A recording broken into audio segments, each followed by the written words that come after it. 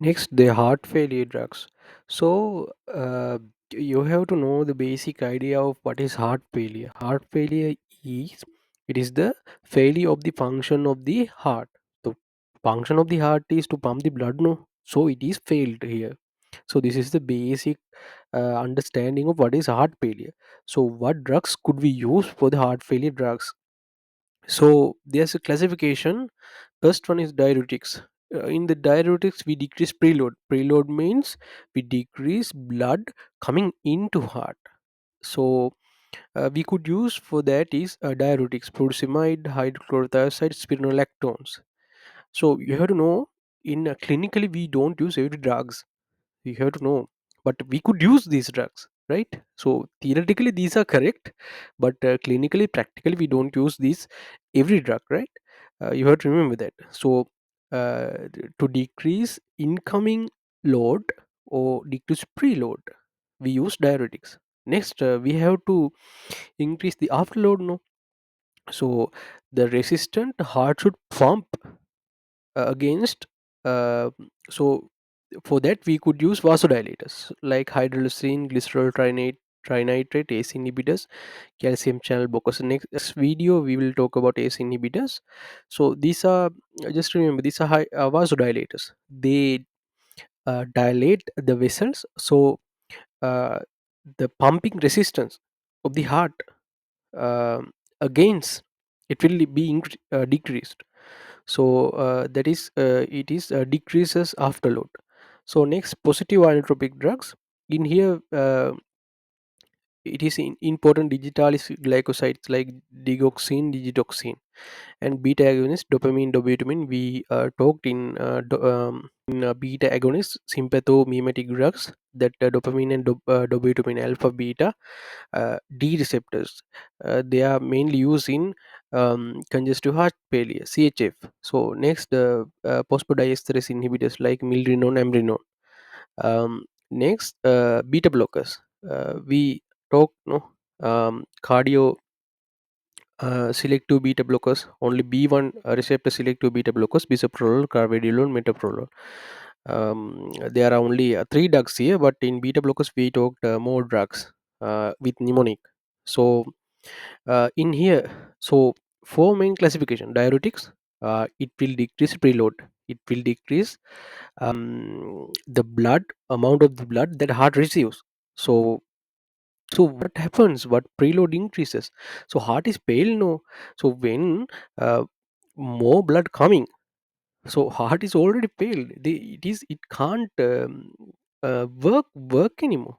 So it will fail more. It will enhance the situation. So we need to decrease the amount of filling of the heart. So that's why we use diuretics, no. So we basically, what we doing here is we activate the function of the heart and decrease what you say, decrease the demand, right? Decrease the work of the heart, decrease work. But in contrary, we try to reactivate, like, it's not correct term, but reactivate like heart.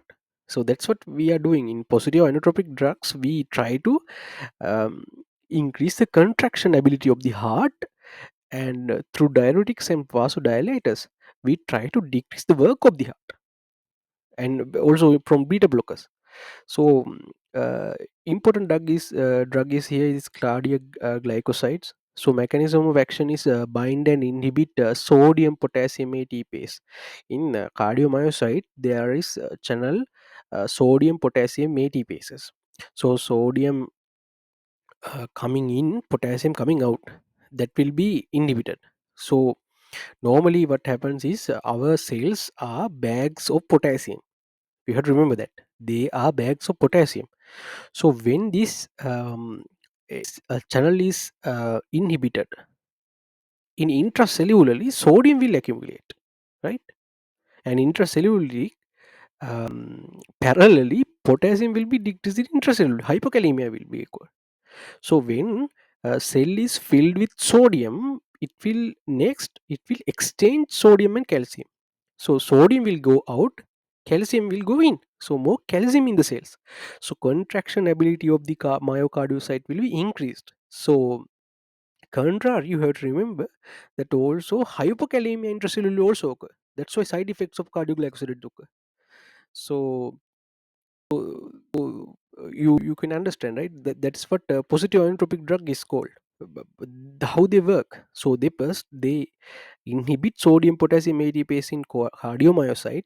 So after that, uh, sodium will be accumulated in the cell, and after that sodium and calcium will be exchanged more calcium intracellularly, so contraction ability of cardiomyocyte will be increased.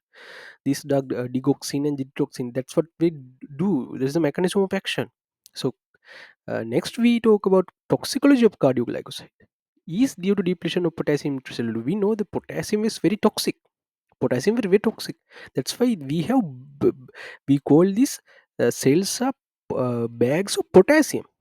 So we always, the body try to keep potassium always intracellular, not outside. So what happens here is in intracellular potassium has decreased. So what toxicological characters we could see? They could be arrhythmias, ventricular extrasystole, supraventricular ventricular tachycardias, VPIBs, AV blocks. In GIT, what? It will be increased abdominal pain will be there, nausea, vomiting, diarrhea. CNS, this is very important. CNS, photophobia will be there, and also when uh, uh, there is photophobia in the CNS due to toxicology of cardioglycoside. There will be green yellow tint, right? Green yellow tint, uh, green yellow tint, and also delirium and hallucination. So antidote for the glycoside toxicity is digibind. Digibind. So in here, for the heart failure drugs, you have to remember what is heart failure. Okay, what is heart failure? Basic. What is, why do we give diuretics? Why do we give vasodilators? What does positive inotropic drugs do? And what is beta blockers are doing? So what is the mechanism of cardioglycosides? You have to remember. So the myocardiocytes, all cells in our body are bags of potassium. So we that keeps by this channel, sodium potassium ATPase. So we will inhibit that more sodium inside in the cell. So next, calcium and sodium will be exchanged. Calcium comes out, sodium goes out, and calcium will be accumulated in the cell, and it will increase the contraction. So the heart is pale, no, it is unable to contract. That's what happened. That's why you heart failure drugs, um, positive inotropic drugs in heart failure, because heart is unable to pump, it is unable to contract. So we give cardioglycoside to increase intracellular calcium and increase contraction. But as a side effect, what happens is, normally these are bags of potassium in this. They are cells are, we call this bags of potassium. No, so now when sodium potassium ATPase is inhibited, so potassium is uh, intracellularly is decreased. So more potassium outside. So it will cause toxicity. Cardio in cardiovascular, when you are talking about cardioglycoside toxicity, you have to divide it into side effects. Cardiovascular, what are cardiovascular side effects? What are GIT side effects? What are CNS side effects? In cardiovascular, this is arrhythmia, ventricular extrasystole, supraventricular ventricular tachycardia, VV baby block. In GIT, there will be abdominal pain, nausea, vomiting, diarrhea. In CNS, there will be photophobia, and most importantly, green yellow tint in eyes, and also delirium hallucination. And antidote, it's digibind.